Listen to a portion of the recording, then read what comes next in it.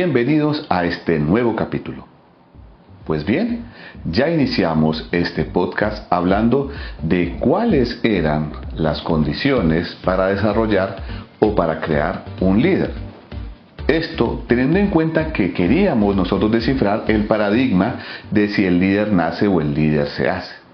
Bien, una vez identificado y aclarado ese paradigma, pasamos a un nuevo capítulo que tiene que ver con cómo lograr desarrollar y cómo poder formar ese nuevo líder. Es bien complejo, dado que desarrollar las capacidades de liderazgo en las personas toman bastante tiempo. Es más, podríamos decir que algunos líderes siempre seguiremos creciendo y desarrollándonos durante toda nuestra vida profesional e inclusive nuestra vida personal, dado que cada aprendizaje, cada lección nos dará la posibilidad de tener nuevos conocimientos que nos permitan hacerlo siempre cada vez mejor. Eso sí, teniendo en cuenta que las personas puedan adaptar y adoptar esos conocimientos y esas experiencias como herramientas para que les sirva en el crecimiento como líderes. Acompáñenme a descubrir cuáles son las competencias, cuáles son las habilidades que requieren los líderes de hoy en este entorno en el que nos movilizamos. Algunos le llaman entornos VUCA. Pues bien, acompáñenme a descubrir cuál es esa pirámide de las necesidades, de las competencias y las habilidades que debe desarrollar el líder en el entorno VUCA.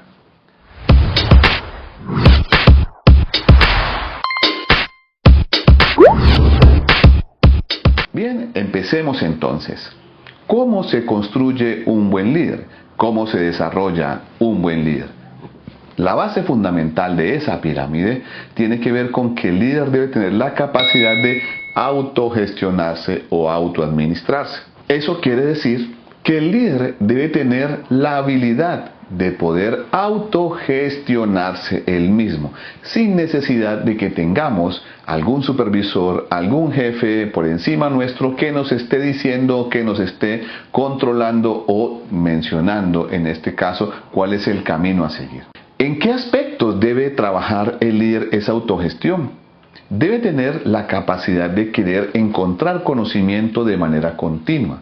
Debe tener la capacidad de autoformarse, es decir, de que cada vez vaya creciendo, vaya mejorando y estructurando una mejor versión de su modelo de liderazgo. Pero una de las razones más importantes, o uno de los puntos más importantes que queremos tratar aquí, es que el líder debe tener la capacidad de autogestionar sus propias emociones. Y eso tiene que ver con que ya no podemos tener líderes en las compañías que anden administrando al vaivén de su emoción. Esos líderes impulsivos, que muchas veces son dominados, que no pueden tener conversaciones difíciles o que no pueden manejar ciertas situaciones de conflicto porque lo hacen de manera emocional, de manera instintiva.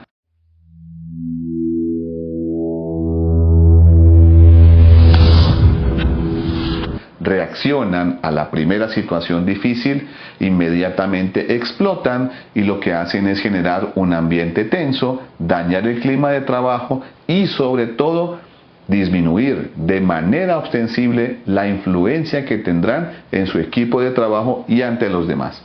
Así que esa capacidad de poder autogestionarse es fundamental y se convierte en la base fundamental de la construcción del líder. Debemos empezar por nosotros mismos y eso significa, como lo dijo Daniel Goleman, que debemos trabajar en nuestra inteligencia emocional. Podemos conocer mucho de nuestro producto, podemos tener mucho conocimiento en la empresa, mucho conocimiento científico, técnico, pero es muy importante conocernos primero para desarrollar una verdadera inteligencia emocional. Quien logra desarrollar una mayor inteligencia emocional, pues definitivamente tendrá un gran porcentaje de una inmejorable versión en su capacidad de liderazgo. Bien, avanzando en esta pirámide y después de haber pasado por la base, vamos subiendo y nos encontramos con el segundo grupo de habilidades o competencias. Y es que el líder debe proveer seguridad a su equipo de trabajo. El líder debe sentirse seguro de lo que hace, de lo que piensa, de sus convicciones. sobre todo de sus metas y objetivos. Pues si el primero que no cree o que no está muy confiado en lo que está haciendo o en lo que el equipo debe lograr, pues está generando una imagen bastante decreciente y muy negativa, con un impacto de inseguridad y de desconfianza en su equipo de trabajo. Por eso el primer convencido de lo que se hace o de lo que se busca es el líder. Debe generar seguridad. Sus conversaciones, sus actos, sus decisiones deben ser seguros. No pueden ser dubitativos. Es decir, que debe estar totalmente convencido de que lo que hace es que ese es el camino y que el equipo debe seguirlo.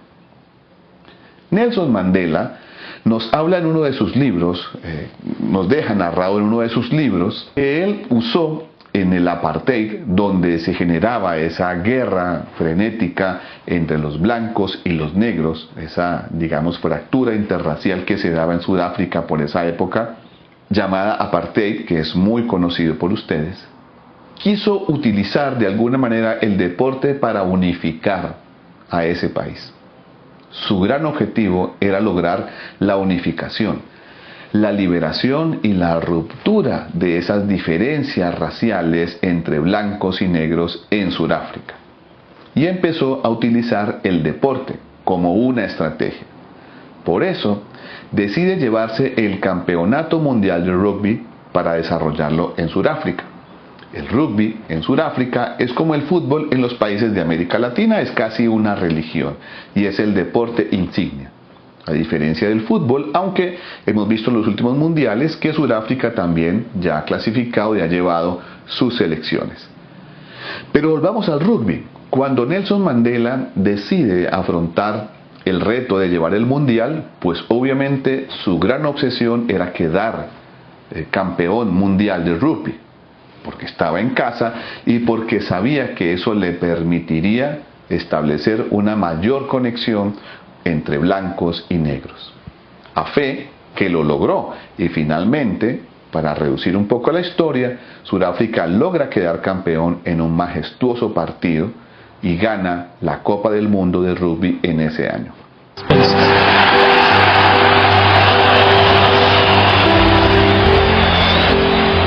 Hablando de seguridad, los líderes, en uno de sus discursos o de sus conversaciones con el capitán del equipo de rugby, le dice las palabras de: mira, nosotros como líderes, nosotros como capitanes del barco, debemos proveer seguridad. Somos proveedores de esperanza. Y esa es la frase contundente. Somos proveedores de esperanza. Es decir, que el líder debe estar siempre seguro de lo que dice y proveerle esperanza a las personas. Si un líder usa un discurso desesperanzador, un discurso negativo, pues finalmente lo que hace es minar la moral del equipo de trabajo y genera mucha desconfianza y mucha inseguridad en su gente. Es por eso que aquellos líderes que usan esos discursos negativos, esos discursos fatalistas, con la intención de buscar motivación de la gente, pues están haciendo lo contrario.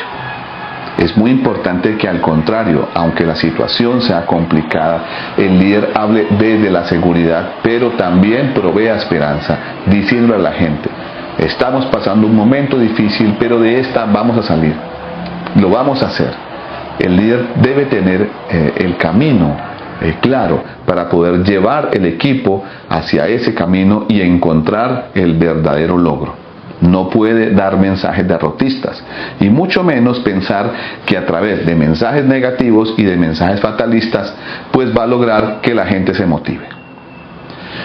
Bien, pasemos entonces al tercer escalón, y ese tercer escalón tiene que ver con facilitar la diferencia. ¿A qué corresponde facilitar la diferencia? Este tercer escalón hace referencia a que en el mundo de hoy el líder debe tener la capacidad de trabajar con equipos heterogéneos. Es decir, ya no se pueden trabajar con equipos homogéneos, donde sean solamente de una profesión o de una edad o de un género o de un estilo cultural o de una procedencia. Hoy el mundo se ha globalizado y los equipos exitosos están compuestos por personas con diferentes condiciones. En la actualidad, la gente o los equipos de trabajo están conformados por personas diversas. Hoy hay una pluralidad de géneros y encontramos que la gente se identifica con diferentes géneros, diferentes formas de pensar, diferentes esquemas, diferentes procedencias, diferentes culturas y sobre todo diferentes formas de hacer las cosas. O sea que el líder debe tener la capacidad de utilizar la diferencia como una herramienta para lograr el éxito y la construcción de ideas o de elementos innovadores que permitan el desarrollo y el logro de los objetivos. Bueno, antes de pasar a este nuevo escalón, queremos decirte que si te gusta ese contenido, dale like, regálanos un like y también comparte con tus amigos este contenido, con la idea de que podamos llegar a muchas más personas y a muchos más líderes en potencia que puedan aprender de aquí y encontrar herramientas que les permitan crear esa mejor versión. Bueno, llegando a este escalón, hablamos de uno que me gusta mucho y tiene que ver con crear conexiones fuertes.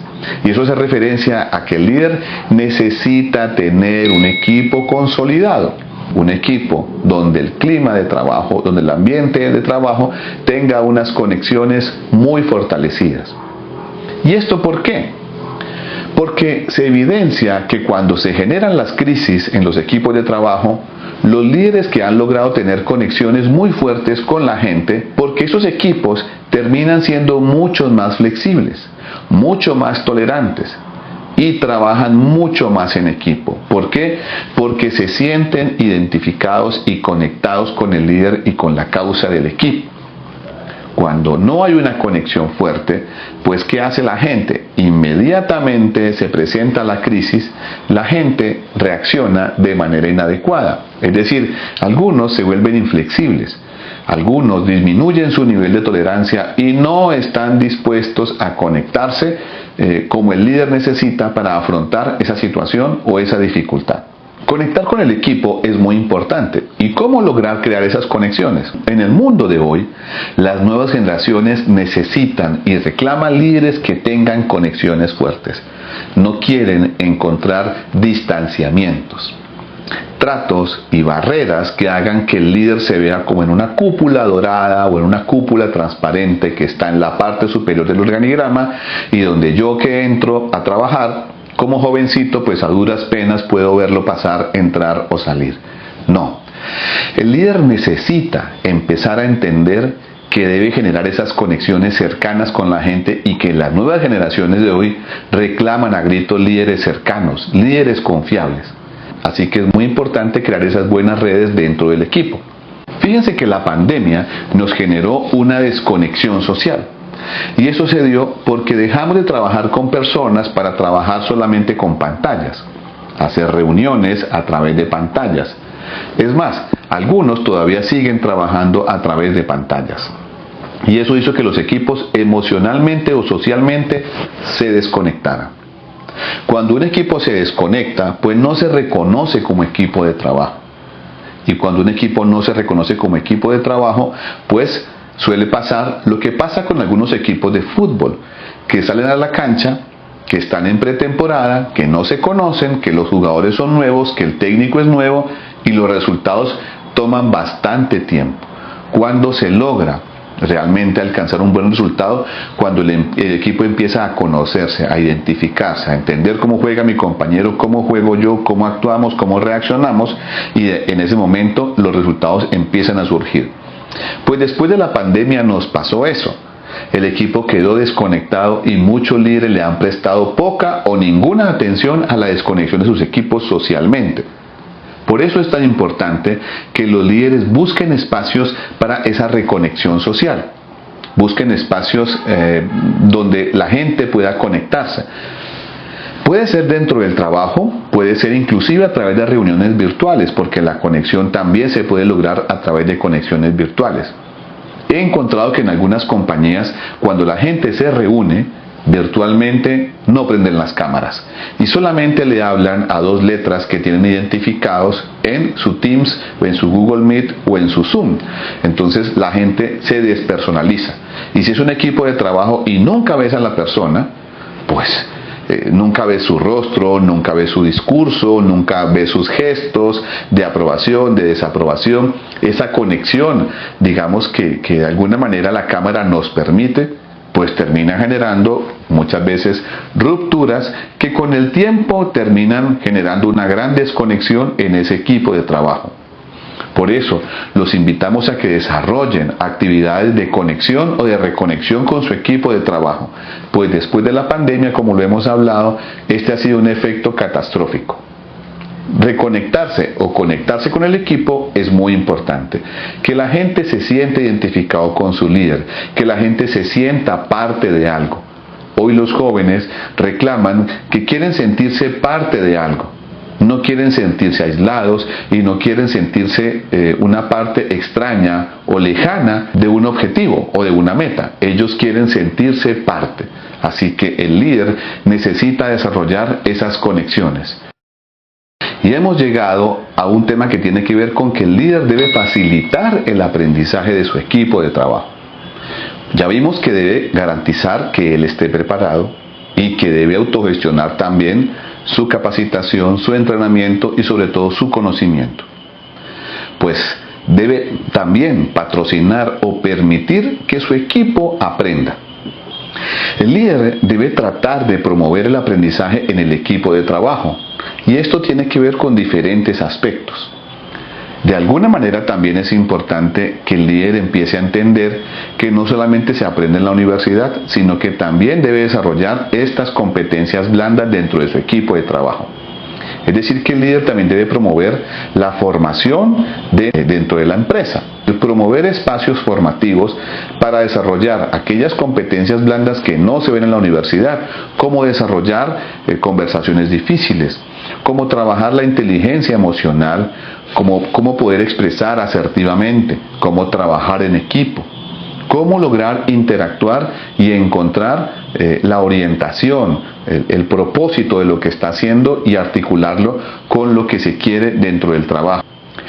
Otro elemento fundamental para patrocinar o promover el aprendizaje es que tenga en cuenta que se debe aprender a través del error. El error debe ser una herramienta de aprendizaje. No puede ser satanizado y nunca el líder deberá castigar después del error. Porque aquel líder que piensa en castigar cuando la persona se equivoca, pues lo que está haciendo es castrar la posibilidad y esa fuente de aprendizaje.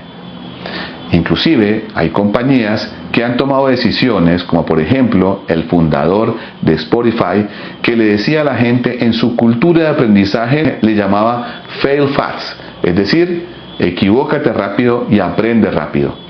Aquí podemos equivocarnos, podemos darnos el lujo de equivocarnos, pero tenemos que aprender muy rápido esos errores. Es importante entonces que el error sea visto como una oportunidad de aprendizaje. Otra herramienta que el líder debe promover es que se aprendan o que se tengan lecciones aprendidas. De cada error o de cada acierto debería generarse un banco de lecciones aprendidas, donde la gente no necesariamente tenga que haber pasado por esa experiencia, pero sí puede usar como referencia la posibilidad de lo que ha vivido otro compañero para poder, aprender de esa situación. Tener un banco de lecciones aprendidas termina siendo muy importante. Bueno, y hemos llegado al último escalón de esta pirámide del desarrollo de las habilidades del líder de hoy, y hace referencia a patrocinar y promover la innovación. Promover la innovación dentro de los equipos de trabajo también termina siendo muy importante, a través de un desarrollo sistémico, ya sea en el área o en la compañía, que patrocine la innovación. Es decir, crear espacios de escucha donde la gente tenga ideas y las pueda presentar o plantear libremente, donde las nuevas ideas siempre sean valoradas, donde se reconozca a la persona que plantea una nueva idea. Y de alguna manera también, cuando la idea es exitosa, cuando la idea innovadora termina generando un efecto positivo en el proceso, en las ventas, en la rotación, en lo que estamos interviniendo o en la seguridad de nuestro personal, pues deberíamos garantizar un reconocimiento, reconocimientos que veremos más ampliados después en otros capítulos. Pero hoy centrémonos en que es importante reconocer y permitir espacios para que la gente pueda plantear ideas nuevas. Bueno, hemos venido avanzando en este desarrollo de este conjunto de competencias y esto determina cuáles son las nuevas habilidades y las nuevas competencias que requiere el líder de hoy. Recuerden, estamos buscando promover mejores líderes, mejores estilos de liderazgo que permitan generar mejores lugares para trabajar. Hemos llegado al final de este capítulo. Espero que haya sido de mucho aprendizaje para ustedes. En este espacio vamos a compartir no solamente lecciones, sino también experiencias y casos reales que hemos vivido para generar un mayor aprendizaje. Bien, muchas gracias por habernos acompañado en este nuevo capítulo. Recuerden darle like y compartir este conocimiento. Recuerden que pueden encontrarnos en diferentes redes sociales, en Instagram como @comoserfeliz de 7 a 6 y en el canal de YouTube Cómo Ser Feliz de 7 a 6, donde podrán ver el video de este podcast. O ahora pueden encontrarnos también en nuestra de LinkedIn como John Jairo Vélez Paredes. Y hemos llegado ahora a este nuevo espacio llamado Farus 360 en Spotify. O sea que pueden buscar en los podcasts y escuchar cada vez los capítulos que vamos a ir compartiendo con ustedes. Recuerden, siempre valdrá la pena apostar por la felicidad en el trabajo. Nos vemos.